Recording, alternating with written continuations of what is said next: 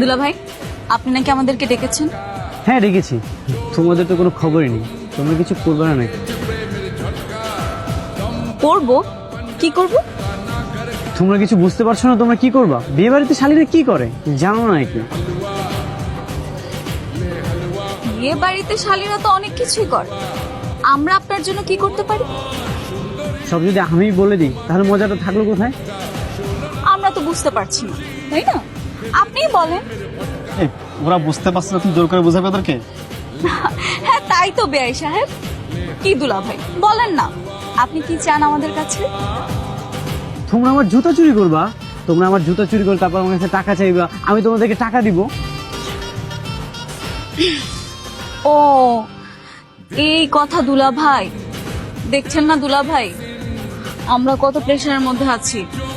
কাজী সাহেব চলে এসেছে, বাবা বলেছে